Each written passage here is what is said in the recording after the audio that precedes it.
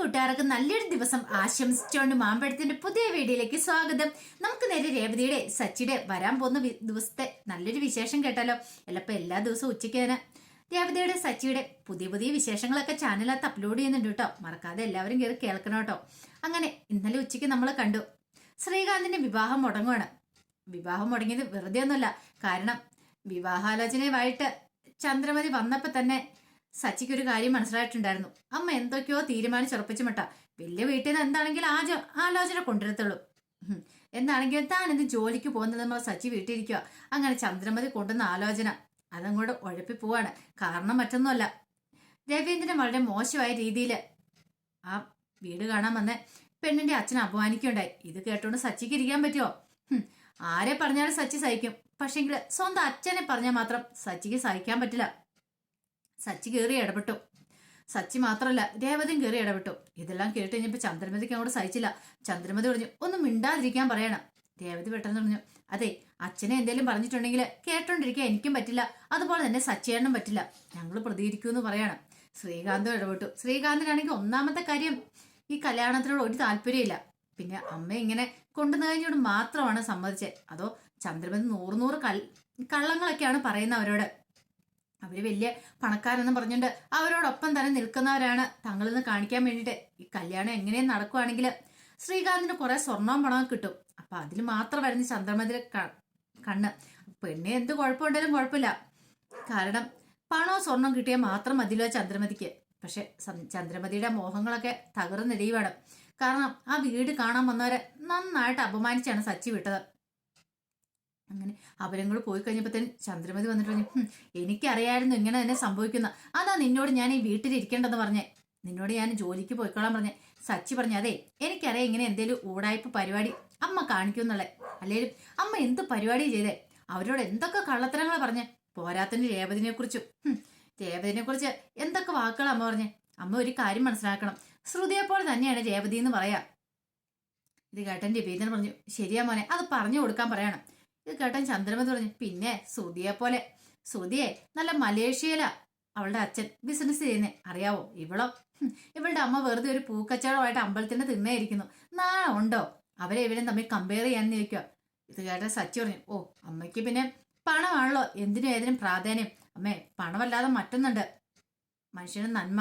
അതെന്താന്ന് അമ്മ മനസ്സിലാക്കിയിട്ടില്ല. അത് മനസ്സിലാക്കുന്ന ഒരു ദിവസം അമ്മയ്ക്ക് ഉണ്ടാവും. അമ്മ കാത്തിരുന്നാളാൻ പറയാണ്. പിന്നെ എടാ, ഇന്നത്തെ കാലത്ത് പണം ഉണ്ടെങ്കിൽ എന്തും നടക്കോളെന്ന് പറയാം. അതെ അമ്മ പണത്തേം കെട്ടിപ്പിടിച്ചിരുന്നു. ഒരു കാര്യം ഞാൻ പറഞ്ഞേക്കാം, ഇങ്ങനെയുള്ള ആലോചനയായിട്ട് മേലാൽ ഇങ്ങോട്ട് വന്നേക്കരുതെന്ന് പറയാണ്. ഈ സമയം ശ്രീകാന്ത് പറഞ്ഞു, ശരിയമ്മേ, എനിക്ക് ഈ വിവാഹത്തിന് ഒട്ടും താല്പര്യമില്ല. കാരണം എനിക്കിഷ്ടമില്ല ഇങ്ങനെയുള്ള വിവാഹങ്ങളൊന്നും. കാരണം എന്നെ മനസ്സിലാക്കുന്ന രേവതി അടുത്തിനെ പോലെ തന്നെ ഒരു പെണ്ണുമതി വീട്ടിലേക്ക് കയറി വരാനെന്ന് പറയാം. ഇത് കേട്ടൻ ചന്ദ്രമതി, കൊള്ളാം, ബെസ്റ്റ്.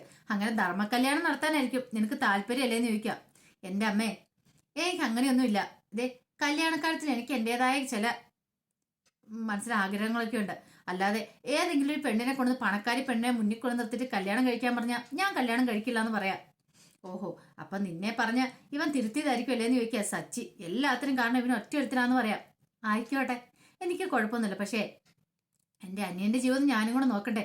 പിന്നീട് ശ്രീകാന്തിന്റെ അടുത്ത് എന്നിട്ട് പറഞ്ഞു, അതെ നീ എപ്പോഴും ഒരു കാര്യം ശ്രദ്ധിച്ചാൽ മാത്രം മതി, നമ്മുടെ കുടുംബത്തെ നമ്മുടെ അച്ഛനെ ബഹുമാനിക്കുന്ന ഒരു വീട്ടിൽ മാത്രം കല്യാണം ആലോചിച്ചാൽ മതി, അല്ലാത്തൊരു ആലോചന നമുക്ക് വേണ്ടാന്ന് പറയണം എന്നും പറഞ്ഞിട്ട് സച്ചി അങ്ങോട്ട് അകത്തേക്ക് കയറി പോവാം. അങ്ങനെ എല്ലാവരും മുറിയിലേക്ക് കയറി പോയപ്പോ രേവതി അങ്ങോട്ട് അകത്തേക്ക് കയറി പോകാൻ തുടങ്ങിയപ്പോ ചന്ദ്രമതി കയ്യിൽ അങ്ങോട്ട് കയറി പിടിച്ചു. നിക്കടെ അവിടെ നിന്ന് പറയാണ്, എന്താ കാര്യം? ഓഹോ, അപ്പൊ നീ മനഃപൂർവ്വം ഈ കല്യാണം ഉഴപ്പാൻ വേണ്ടിയിട്ട് അവനെ പറഞ്ഞു വിടാതിരുന്നല്ലേ ജോലിക്കെന്ന് ചോദിക്കുക. എൻ്റെ അമ്മേ, ഞാനൊന്നും പറഞ്ഞില്ല. ഇന്നലെ അമ്മയോട് തന്നെയല്ലേ സച്ചേട്ടൻ പറഞ്ഞെന്ന് പോകുന്നില്ലാന്ന്. എനിക്കറിയാടി നിനക്ക് അസൂയ. കാരണം ഇപ്പൊ ശ്രുതിയുടെ വീട് നല്ല പൈസയുണ്ട്, അതുപോലെ തന്നെ ഇനി വരാൻ പോകുന്ന മരുമോളും നല്ല പൈസയുള്ള വീട്ടിൽ നിന്നാണെങ്കിലേ നീ ഒന്നും ഇല്ലാതായി തീരുമല്ലോ. അത് മാത്രമല്ല, നിന്റെ മനസ്സിൽ വേറെ പല ആഗ്രഹങ്ങളും ഉണ്ട്. നിന്റെ വീട്ടിൽ നിന്ന് നിന്റെ അനിയത്തിനെ ഇങ്ങോട്ട് കൂട്ടിക്കൊണ്ട് വരാതെ അങ്ങനെ ഒരു ചിന്ത ഉണ്ടെങ്കിൽ അതങ്ങോട്ട് മാറ്റി വെച്ചേരാ മോളെ. അത് സ്വപ്നത്തിൽ പോലും നീ ചിന്തിക്കണ്ട, ഒരിക്കലും നടക്കാൻ പോകുന്ന കാര്യമല്ല, മനസ്സിലായല്ലോ എന്ന് പറഞ്ഞ് ചന്ദ്രമതി അങ്ങോട്ട് കയറി പോവാണ്. ഈ സമയം രേവതിക്കൊന്നും മനസ്സിലായും കൂടെ ഇല്ല അമ്മ എന്താ ഇങ്ങനെ സംസാരിക്കുന്നതെന്ന്. പിന്നീട് മുറിയിലേക്ക് എന്നപ്പോ സച്ചി ഇങ്ങനെ ആപ്പാടെ അസ്വസ്ഥനായിട്ട് ഇരിക്കുന്നുണ്ടായിരുന്നു. രേവതി ചോദിച്ചു, അല്ല ഈ കല്യാണം മുടങ്ങി നല്ലതായത് സച്ചിയാണ് തോന്നുന്നുണ്ടോന്ന് ചോദിക്കാം. പിന്നെ തോന്നില്ലേന്നോ? എന്റെ പൊന്നോ, അയാൾ ഇന്ന് കാണാൻ വന്നു. അയാളുടെ അതേ സ്വഭാവമായിരിക്കും അയാളുടെ മോൾക്കും. അങ്ങനെയൊന്നും പറയാൻ പറ്റില്ല. പിന്നെ എനിക്കറിയാം ഇയാളെ വളർത്തുന്നല്ലേ, മിക്കവാറും ആ പെണ്ണ് അതുപോലെ തന്നെ ആവാൻ തരുള്ളൂ. അവളെങ്ങാനും ഈ വീട്ടിലേക്ക് വന്നിട്ടുണ്ടെങ്കിൽ ഈ വീട് മുടിപ്പിക്കൂന്ന് പറയാം. ഈ സമയം രേവതി പറഞ്ഞു, അതെ, നമ്മൾ ഒന്നും മുൻകൂർ നമ്മൾ പ്രിഡിക്റ്റ് ചെയ്യരുത്. ഇപ്പൊ തന്നെ കണ്ടില്ലേ, ഞാനിങ്ങോട്ട് വന്നോ, എന്നെ ആദ്യം ഇഷ്ടമില്ലായിരുന്നല്ലോ. അതൊക്കെ ശരിയാ, പക്ഷേങ്കില് ഇപ്പൊ എനിക്കിഷ്ടമാണ്. കാരണം എന്താ, നിന്റെ സ്വഭാവം എനിക്ക് മനസ്സിലായി, നീ നല്ലവളാന്ന് മനസ്സിലായി, അതുകൊണ്ടാന്ന് പറയാം. ഓഹോ, അപ്പൊ എന്നോട് ഇഷ്ടമൊക്കെ ഉണ്ടല്ലെന്ന് ചോദിക്കണം. അത് പിന്നെ ഇഷ്ടമില്ലാതിരിക്കോ? ഇഷ്ടമില്ലാതെ കല്യാണം കഴിച്ചാണെങ്കിലും പക്ഷേങ്കില് നിന്റെ സ്വഭാവ ഗുണങ്ങളെ കൊണ്ടാ നിന്നെ ഞാൻ ഇഷ്ടപ്പെട്ടു തുടങ്ങിയെന്ന് സച്ചി പറയാം. ഇത് കേട്ടതും രേവതി ഒന്ന് ചിരിക്കുക. പിന്നീട് സച്ചി പറഞ്ഞു, എന്നാ ശരി, ഞാനിങ്ങൾ പോട്ടേന്ന് വെക്കണം. അല്ല, ശ്രീകാന്തിന് കല്യാണം മുടങ്ങിയതുകൊണ്ട് അവന് വിഷമം ഉണ്ടാകുമോ? സച്ചി പറഞ്ഞു, അവന്റെ മുഖം കണ്ടിട്ട് എനിക്ക് വിഷമമുള്ളതായിട്ട് തോന്നില്ല, അവന് സന്തോഷമുള്ളതായിട്ട് എനിക്ക് തോന്നേ. ഇതേ, അവൻ എത്രയും പെട്ടെന്ന് നല്ലൊരു പെൺകുട്ടിയെ കണ്ടെത്തണം. എന്റെ മനസ്സിൽ ഒരു പെൺകുട്ടി ഉണ്ടെന്ന് പറയാം. ഇത് കേട്ടൻ രേവതി ചോദിച്ചു, അതാരാ? അതൊന്നും ഞാൻ പറയത്തില്ല, സമയമാകുമ്പോൾ ഞാൻ പറഞ്ഞോളാന്ന് പറയാം. പക്ഷെ ശ്രീകാന്ത് ചില വള്ളിക്കെട്ട് കേസുകളിലൊക്കെ ചെന്ന് പെട്ടിട്ടുണ്ടെന്ന് തോന്നേ. അവൻ ഞാൻ വാണിംഗ് കൊടുത്തിട്ടുണ്ട്, അതൊക്കെ ഒന്ന് മാറ്റി വെച്ച് അവനെ എത്രയും പെട്ടെന്ന് കല്യാണം കഴിപ്പിക്കണമെന്ന് പറയാം. ഇത് കേട്ടൻ രേവതി പറഞ്ഞു, എന്നോട് പറ, മനസ്സിലുള്ള പെണ്ണാരാന്ന് എന്നോട് പറ എന്ന് പറയണം. അതൊന്നും പറയത്തില്ല, ഞാൻ സമയമാകുമ്പോൾ പറയാം. ഇതേ, ഇപ്പൊ എനിക്ക് ഓട്ടം ഉണ്ട്, അതാണ് അത്യാവശ്യം, ഞാൻ പോയിട്ട് വട്ടെ എന്ന് പറഞ്ഞ് സച്ചി അങ്ങോട്ട് പോവാണ്. അപ്പൊ രേവതി ആലോചിച്ചു, അത് ഏത് പെണ്ണായിരിക്കും? സ്വന്തക്കാര് ഒക്കെ ആന്ന് പറഞ്ഞു. ഇനിയിപ്പം സച്ചിയുടെ റിലേഷനുള്ള ഏതെങ്കിലും പെൺകുട്ടിയാണോ? എന്താണെന്നും അറിയത്തില്ല. ആ പെൺകുട്ടി ഇങ്ങനെ കെട്ടിക്കൊണ്ട് വരുവാണെങ്കിൽ ശ്രീകാന്തിന്റെ ജീവിതം നല്ലതായിരിക്കും എന്നാ പറഞ്ഞേ. നല്ല രീതിയിൽ മുന്നോട്ട് പോകുന്നാ പറഞ്ഞേ. കാരണം സച്ചിയേണ്ണ ഏറ്റവും പ്രാധാന്യം കൊടുക്കുന്ന പണത്തിനോ സ്വർണത്തിനോ ഒന്നും അല്ലെന്ന് രേവതിക്ക് നന്നായിട്ടറിയാം. അതുകൊണ്ട് ഒരു കാരണവശാലും വലിയ പണമുള്ള കുടുംബത്തിൽ നിന്നും സച്ചിയേണ്ണ ഒരു പെണ്ണിനെ ആലോചിക്കുന്നത് പോലുമില്ല. കാരണം നമ്മുടെ കുടുംബത്തിന് ചേരുന്ന നല്ലൊരു വീട്ടിൽ നിന്ന് പണമോ പ്രതാപമോ ഒന്നും വേണ്ട, പക്ഷെ പെൺകുട്ടിയുടെ സ്വഭാവമാണ് പ്രാധാന്യം. അതാണ് എപ്പോഴും സച്ചിയുടെ നോക്കുന്നത്. അങ്ങനെ ഏതായിരിക്കും പെൺകുട്ടികളെ അങ്ങനെയൊക്കെ ചിന്തിക്കുകയാണ്. ഈ സമയത്ത് വർഷയുടെ വിവാഹം തീരുമാനിക്കാനായിട്ട് മധുസൂദനും മഹിമയും കൂടെ പോയിട്ടുണ്ടായിരുന്നു. അങ്ങനെ അവിടെ അവർക്ക് ഗംഭീര സ്വീകരണമൊക്കെ കിട്ടി. അങ്ങനെ അവൾ വർഷ പോയതിന് ശേഷം അവർ ഫുഡ് കഴിക്കാൻ അങ്ങോട്ട് പോവാണ്. അപ്പം വർഷ പോയതിൻ്റെ ഒരു ചെറിയ നീരസം മഹിമയ്ക്കുണ്ടായിരുന്നു. മഹിമ അത് മധുസൂദനോട് പറയുകയും ചെയ്തു. അവൾക്ക് ഇപ്പൊ പോകേണ്ട കാര്യം വല്ലതും ഉണ്ടായിരുന്നു. ഒരു ഡബിങ് എന്നും പറഞ്ഞ അവൾ അങ്ങോട്ട് ഓടിയേക്കെന്ന് പറയാണ്. പോട്ടെ, ഇനിയിപ്പോൾ അതിനെക്കുറിച്ച് ഞാൻ ചർച്ച ചെയ്യണ്ടെന്ന് പറയാണ്. അങ്ങനെ ഫുഡൊക്കെ കഴിച്ചിട്ട് വന്നു കഴിഞ്ഞപ്പോൾ ചെറുക്കൻ്റെ അച്ഛൻ ചോദിച്ചു, എങ്ങനെയുണ്ട്, ഇഷ്ടപ്പെട്ടോ എന്ന് ചോദിക്കാം. ഇഷ്ടപ്പെട്ടു, ഗംഭീരമായിട്ടുണ്ടെന്ന് പറയാം. എന്നാൽ നമുക്കിനി ബാക്കി കാര്യങ്ങളൊക്കെ തീരുമാനിച്ചാലോ? അതിനെ തീരുമാനിക്കാം. അല്ല, നല്ലൊരു ദിവസം നോക്കണ്ടേന്ന് ചോദിക്കാം. പെട്ടെന്ന് മധുസൂദൻ പറഞ്ഞു, അതെ, ദിവസമൊക്കെ ഞാൻ നോക്കിയിട്ടുണ്ടായിരുന്നു. കണ്ടാല് 15-ാം തീയതി നല്ലൊരു ദിവസമാണ്, അന്ന് നമുക്കങ്ങോട്ട് നടത്തിയാലോ എന്ന് ചോദിക്കാം. അത് ശരിയാ, നിങ്ങൾക്ക് താല്പര്യമാണെങ്കിൽ പിന്നെ എനിക്കും കുഴപ്പമൊന്നുമില്ല എന്ന് പറയണം അയാള്. എന്നാ ശരി, പക്ഷേങ്കിലപ്പം വർഷയുടെ ഇഷ്ടം നോക്കണ്ടേ? അവൾക്ക് ഇഷ്ടമാണെന്ന് അറിയില്ലോ എന്ന് പറയാം. മഹിമ പറഞ്ഞു, അതൊന്നും നോക്കേണ്ട കാര്യമൊന്നുമില്ല, അവൾക്ക് ഇഷ്ടമായിരിക്കും എന്ന് പറയണം. ഈ സമയമാണ് ചെറുക്കൻ അങ്ങോട്ട് വരുന്നത്. അപ്പൊ ചെറുക്കനോട് ചോദിച്ചു, നിനക്ക് ഇഷ്ടക്കേടൊന്നുമില്ലോ? എനിക്ക് ഒരു ഇഷ്ടക്കേടില്ല, അച്ഛൻ ധൈര്യമായിട്ട് കല്യാണം കൂടെ ഉറപ്പിച്ചോളാൻ പറയാണ്. അങ്ങനെ അവർ കല്യാണമൊക്കെ ഉറപ്പിക്കുകയാണ്. ഈ സമയത്ത് ഇതൊന്നും വർഷ അറിഞ്ഞിരുന്നില്ല. അങ്ങനെ മഹിമയുടെ മധുസൂദനും കൂടി ഇരുന്ന് ചെറുക്ക് ഫോട്ടോസൊക്കെ എടുക്കുവാണ്, സ്റ്റാറ്റസ് ഇടാനാന്നൊക്കെ പറഞ്ഞോണ്ട്. ഇതെല്ലാം കണ്ടു കഴിഞ്ഞപ്പോൾ മഹിമയ്ക്ക് ഭയങ്കര സന്തോഷമായി. തൻ്റെ മോൾ ഈ വീട്ടിലേക്ക് വന്നിട്ടുണ്ടെങ്കിൽ അവളൊരു രാജ്ഞിയെ പോലെ ജീവിക്കും. അത്രമാത്രം സ്വത്തുക്കളും കാര്യങ്ങളും ഒക്കെ ഇവർക്കുണ്ട്. തൻ്റെ മോൾക്ക് പിന്നെ ഇങ്ങനെ കിടന്ന് ഓടേണ്ട വരില്ല. അത് മാത്രമല്ല, ഈ ഡബിംഗ് എന്നും പറഞ്ഞുകൊണ്ട് ഓടേണ്ട വരില്ല. ഇവിടുത്തെ ബിസിനസ്സും കാര്യങ്ങളും നോക്കി നടത്തിയാൽ മതി എന്നൊക്കെ പല പല ചിന്തകളും മഹിമയുടെ ഉള്ളിൽ ഉണ്ടാകുന്നുണ്ട്. ഈ സമയം ശ്രീകാന്ത് റെസ്റ്റോറൻറ്റിൽ ഒരു ജോലികളൊക്കെ ചെയ്തുകൊണ്ടിരിക്കുകയായിരുന്നു. അപ്പോഴാണ് വർഷ അങ്ങോട്ട് വരുന്നത്. വർഷനെ കണ്ട ശ്രീകാന്ത് പെട്ടെന്ന് നോക്കി. ആഹാ, കൊള്ളാലോ, ഇന്ന് സാരിയൊക്കെ കൊടുത്ത് അടിപൊളിയായിട്ടുണ്ടല്ലോ, ഇന്ന് നിന്നെ കാണാൻ നല്ല സുന്ദരിയായിട്ടുണ്ടെന്ന് പറയാം. അതെ, അതൊന്നും പറയാൻ സമയമില്ല, എനിക്ക് ഇച്ചിരി കാര്യം സംസാരിക്കാണ്ട്, ഇങ്ങോട്ട് വരാൻ പറയണം. ആഹാ, എന്ത് കാര്യം സംസാരിക്കാനുള്ള? ഇപ്പൊ എനിക്കിവിടെ തിരക്കാം, ഇപ്പൊ പറ്റില്ല. നിനക്ക് ഫുഡ് എന്തെങ്കിലും വേണേ പറ, ഞാൻ പെട്ടെന്ന് റെഡിയാക്കി തരാന്ന് പറയണം. അതൊന്നും എനിക്ക് വേണ്ട, അതിനേക്കാൾ അത്യാവശ്യമായിട്ടുള്ള കാര്യമാണ്. ഇതിന്റെ ജോലിക്കാര് ജീവിതത്തിന്റെ കാര്യം കഴിഞ്ഞിട്ടല്ലേ ജോലിക്കാരും. ഇങ്ങോട്ട് വരാനും പറഞ്ഞ് ആ കയ്യെ പിടിച്ചോണ്ടും കൂടെ വിളിച്ചോണ്ടും കൂടെ പോവാണ്. അല്ല, എങ്ങോട്ടാ പോകുന്നേ? വണ്ടി എടുക്കാൻ പറയാണ്. അങ്ങനെ വർഷ ശ്രീകാന്തിന്റെ ബൈക്കിന് പുറകെ കയറി ഇങ്ങ് പോകണം. കുറെ ദൂരം ചെന്ന് കഴിഞ്ഞപ്പോ വർഷ പറഞ്ഞു, ഇവിടെ നിർത്താൻ പറയണം. എന്താ കാര്യം എന്താന്ന് പറ. അതെ, ഒരു പ്രശ്നം ഉണ്ടെന്ന് പറയാം. എന്താ പ്രശ്നം? നീ ഇന്ന് സാരി ഇവിടെ സുന്ദരിയായിട്ട് വന്നപ്പോ ഞാൻ ഓർത്തു, എന്തോ വലിയ കല്യാണമൊക്കെ ആയിരിക്കുമെന്ന്. എന്ത് പറ്റി? അതെ, കല്യാണം തന്നെയാ പ്രശ്നം എന്ന് പറയണ. കല്യാണോ? എന്ത് പറ്റി? ഇന്ന് എന്നെ അച്ഛനും അമ്മയും ഡിന്നറിന് ക്ഷണിച്ചുകൊണ്ട് പോയി. അവിടെ ചെന്ന് കഴിഞ്ഞപ്പോൾ അറിഞ്ഞേ അത് ഒരു ഡിന്നറല്ല, ഒരു ലഞ്ചിന് ക്ഷണിച്ചുകൊണ്ട് പോയി. അവിടെ ചെന്ന് കഴിഞ്ഞപ്പോൾ അറിഞ്ഞേ ഇതൊരു ലഞ്ച് മാത്രമല്ല അല്ലായിരുന്നു, എന്നെ ശരിക്കും അവരെ കാണിക്കാൻ കൊണ്ടുപോയതാ. എൻ്റെ കല്യാണം ഉറപ്പിക്കാൻ എന്നെ കൂട്ടിക്കൊണ്ട് പോയതാന്ന്. ഇത് കേട്ട ശ്രീകാന്ത് ഒരു ഞെട്ടി. ശ്രീകാന്ത് പറഞ്ഞു, ആഹാ, എന്നിട്ട് നീ അറിഞ്ഞില്ലേന്ന് ചോദിക്കാം. ഞാൻ അറിഞ്ഞില്ല, എനിക്ക് എന്ത് ചെയ്യണമെന്ന് അറിയില്ല എന്ന് പറയാം. പെട്ടെന്ന് ശ്രീകാന്ത് പറഞ്ഞു, ഇന്നെൻ്റെ അമ്മയും വീട്ടില് ഒരാലോചന കൊണ്ടുവന്നായിരുന്നു, അവര് ചെറുക്കൻ വീട് കാണാൻ വരുകയും ചെയ്യുന്നു പറയാം. എന്നിട്ട് എന്നോട് ഇതിനെക്കുറിച്ചൊന്നും വാക്ക് പോലും പറഞ്ഞില്ലല്ലോ എന്ന് വർഷ പറയണം. എങ്ങനെ പറയാനാ, അതിനുള്ള സമയമൊന്നും കിട്ടിയില്ല, ഞാൻ അതിനെക്കുറിച്ച് ചിന്തിച്ചില്ലെന്ന് പറയണം. ഓഹോ, അപ്പൊ ഇങ്ങനത്തെ കാര്യങ്ങളൊന്നും എന്നോട് പറയണ്ടല്ലേ എന്ന് ചോദിക്കണം. പിന്നീട് വർഷം പറഞ്ഞു, അതൊക്കെ എന്തായാലും പോട്ടെ, അതെ തീരുമാനം എന്താ, നിന്റെ തീരുമാനം എന്താ ചെയ്യുന്ന ചോദിക്കണം. എന്റെ തീരുമാനം എന്താ, പ്രത്യേകിച്ച് എനിക്ക് തീരുമാനമൊന്നുമില്ല. ഓഹോ, അപ്പൊ എന്റെ കല്യാണം എന്ന് പറഞ്ഞിട്ടും നിനക്കൊരു സങ്കടം ഇല്ലേന്ന് ചോദിക്കും. ഞാൻ എന്തിനാ സങ്കടപ്പെടുന്നേ? ഓഹോ, അപ്പം നിനക്ക് എന്നെ ഇഷ്ടമില്ല, നീ എന്നെ കല്യാണം കഴിക്കില്ലേന്ന് ചോദിക്കും. അങ്ങനെ ചോദിച്ചിട്ടുണ്ട്, സത്യം പറ, നീ എന്താ വെറും തമാശക്കാണ് എന്നെ പ്രണയിക്കുന്നേ ചോദിക്കാം. അല്ല അത് പിന്നെ വർഷം ഞാൻ സത്യം പറയണം, ഇപ്പൊ ഉള്ള കാര്യം തുറന്നങ്ങ് പറഞ്ഞേക്കണമെന്ന് പറയാം. അങ്ങനെ ചോദിച്ചാ എനിക്കിപ്പം പറയാൻ മറുപടി ഇല്ല. ഒരുപക്ഷെ നിന്നെ കല്യാണം കഴിക്കില്ലെന്ന് വെച്ചാൽ എനിക്ക് നിന്നെ കല്യാണം കഴിക്കാൻ ആഗ്രഹമുണ്ട്, പക്ഷെ എന്റെ വീട്ടുകാർ സമ്മതിക്കണം, എന്റെ വീട്ടുകാരുടെ സമ്മതമില്ല ഞാൻ നിന്നെ വിവാഹം കഴിക്കില്ലെന്ന് പറയാം. ഓഹോ, അപ്പൊ അതാണ് കാര്യം. ഇത്രയും കാലം ഞാൻ നിന്നെ സ്നേഹിച്ച് നടന്ന് വെറുതെ ആയിപ്പോലെ, ഇപ്പൊ നിനക്ക് നിന്റെ വീട്ടുകാർ വേണം. ഇത്രയും കാലം നീ വീട്ടുകാരെ കുറിച്ചൊന്നും പറഞ്ഞല്ലോ. ഒരു കാര്യം ഞാൻ പറഞ്ഞേക്കാം, എന്റെ കല്യാണം നടന്നിട്ടുണ്ടെങ്കിൽ പിന്നെ എന്താ ചെയ്യുന്നത് എനിക്ക് പോലും അറിയത്തില്ല. അല്ല എങ്ങനെയുണ്ട് ആ ചെറുക്കൻ? പിന്നെ എനിക്ക് അവനെ കണ്ടപ്പോ തന്നെ ദേഷ്യം വന്നു. ഒരു ചോക്ലേറ്റ് വൈനെ പോലെ ഒരുത്തിന് ഇരിക്കുന്നു. അവന്റെ നടപ്പും മട്ടും ഭാവോ ആ സംസാരമൊക്കെ കേട്ടപ്പോ തന്നെ എനിക്ക് മനസ്സിലായെന്ന് പറയണം. അവന് മരമണ്ടരാന്ന്, എനിക്ക് അവനെ വേണ്ടാന്ന് പറയാം. ഇത് കേട്ടതും ശ്രീകാന്തിന്, ഇപ്പൊ എന്ത് ചെയ്യും, നിന്റെ വീട്ടുകാരെ ആലോചിച്ചുറപ്പിക്കുന്നല്ലേ? എന്റെ വീട്ടുകാരെ ആലോചിച്ചുറപ്പിച്ചാലും എന്തേലും എനിക്ക് കുഴപ്പമില്ല, ഞാൻ ഈ വിവാഹത്തിന് സമ്മതിക്കില്ല എന്ന് പറയാം. പക്ഷെ നമ്മൾ രണ്ടും എങ്ങനെ ഒന്നാവും നിനക്കറിയാലോ, എന്റെ വീട്ടുകാരെ സമ്മതിക്കാതെ എനിക്ക് ഒരു തീരുമാനം എടുക്കാൻ പറ്റില്ലെന്ന് പറയാം.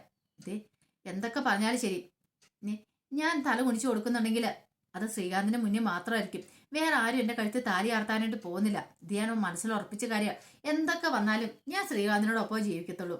ഇതേ ഒരു കല്യാണത്തിനും ഞാൻ സമ്മതിക്കില്ല എന്ന് പറയാം. ഇതോടെ ശ്രീകാന്ത് പറഞ്ഞു, പെട്ടെന്ന് ഇങ്ങനെയൊക്കെ പറഞ്ഞാല് ഇതേ കല്യാണം കഴിക്കുന്നുണ്ട്, ഈ നിമിഷം കൂടെ വരാനും എനിക്ക് താല്പര്യം. ഒരു കാര്യം ചെയ്യാം, നമുക്ക് രജിസ്റ്റർ ഓഫീസിലേക്ക് അവനും പോയി മാരേജ് ചെയ്യാന്ന് പറയണം.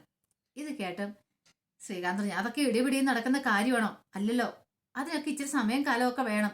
നീ ഇങ്ങനെ പെട്ടെന്ന് നിങ്ങൾ പറഞ്ഞാൽ എങ്ങനെ ശരിയാവുമെന്ന് ചോദിക്കുക. ഞാൻ പറഞ്ഞല്ലോ ശ്രീകാന്തെ, എനിക്ക് വേറൊന്നും നിവൃത്തിയില്ല, അതുകൊണ്ടാ. അല്ലേ വേണ്ട, നിനക്ക് എന്നെ കെട്ടാൻ പറ്റില്ലെന്ന് ചോദിക്കാം.